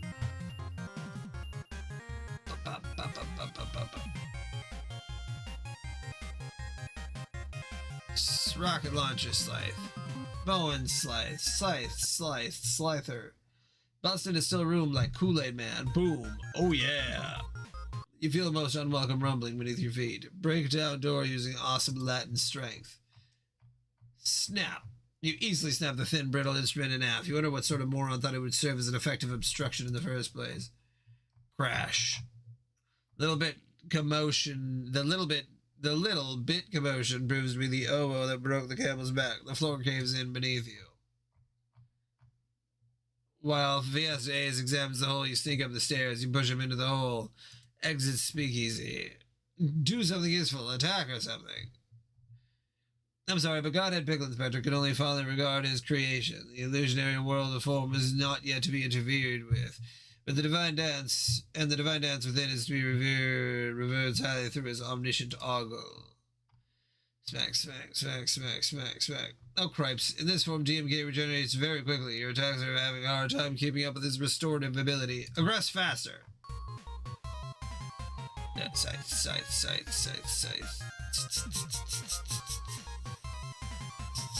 Check on status of honey production. Pegnecker has been raining down suddenly with every attack. Eager bees have been collecting and applying it towards the new impetus combs. It looks like 3 new combs are nearing completion. Stop staying around and an idiot and do something. I think it's finally time you put your gambit scheme of monstrous strength to use. Maybe if you throw a heavy object at him, yes, that huge anchor over there ought to do nicely. You start making your way over there, but due to your ridiculous Frankenstein slowness, you can only make moves several inches per minute. This could take a while. Stop standing around like an idiot and do something. Slump, slump, slump. The zombie is borderline R-word and usually can't do anything other than bite things and absorb preposterous amounts of damage, and Smellman manages to be doing both at the same time. Kid in Hamtrunk can drive through underpass. The Schurlerstoff loses footing. His binoculars sadly are crushed beneath the tire of the ham truck. Ham. You drive through Jack Squat underpass with the plug and tow. Feed plug through gutter pipe projector. You widen the aperture of the valve and dump the plug through. You jump in after it. It looks like hysterical dame has caught up with you, followed by a smitten suitor. They both jump through the pipe too. The extra slack from the plug's cord is tightened around the eye of the ham needle. Okay, where are we? I was gonna try to go to the next part, but I don't know.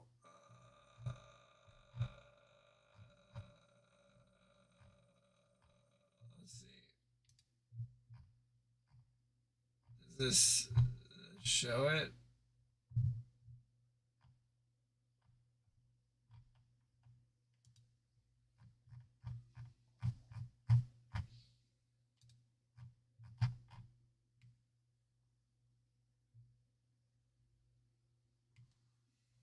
Yeah, I have no idea. I don't think it says on here.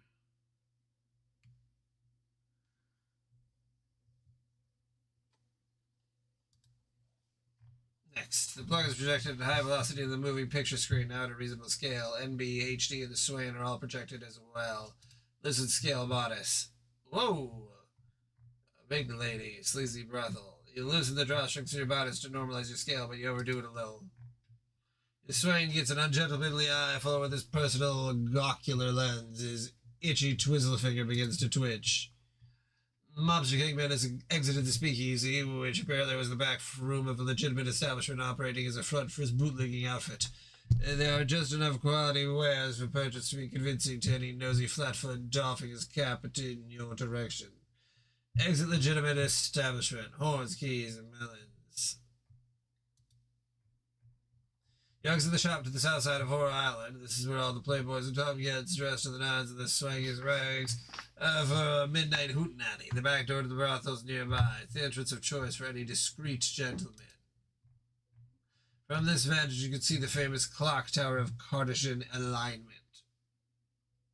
Okay, it is directly behind the Cathedral Syndicate Ascension. Its face is in precise line with the cathedral's eye. It approaches the strike of midnight. The clock tower. Okay. Okay. How much...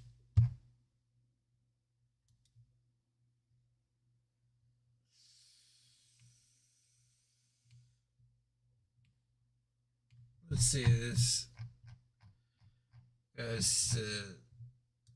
What date am I on here? 11/24/08. Okay, so there's like 4 more months worth. All right. Yes, indeed. I went from, let's see.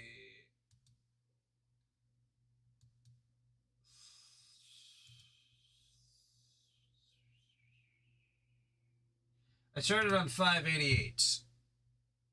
So, almost double what I had already read. Yeah, no, it's good. It's a lot of fun, actually. You could definitely see the shenanigans that is living in his mind at any given time. Andrew the Huss. Oh, wrong one. Andrew the Husserton. He is definitely a bit of a goofball. But yeah,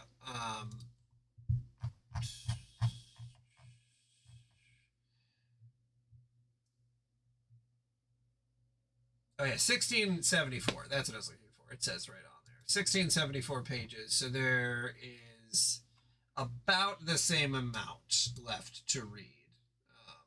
Yeah, so there's about 500 pages left. Okay, yeah, that's what I was curious on. And I was right around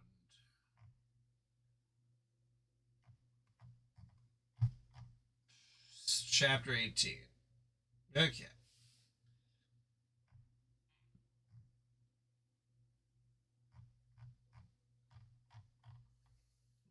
Yes. 18 through 2022. Ish. Okay. Alright. What time is it? 12:09. I think it is time for bed. I don't have much going on tomorrow work-wise, so I might either play Bomberman. I don't know if I would read. That'd be interesting to read while at work. I wouldn't read unless you were available. Oh yeah, it's exactly 2 hours. There you go. Because I feel like you gotta have someone here to enjoy the whole thing, and correct me on information if I'm about to pass out while reading. But yeah, we'll see. We'll see what I end up doing tomorrow. But yeah, another 2 hours on top of the 4 hours I played Bomberman Generation. All right, I'm so zoning out right now. I don't know what's going on. Thank you for being here. I hope you have a very good night and you sleep very well. And I hope that you get plenty of Vim and Serpultitude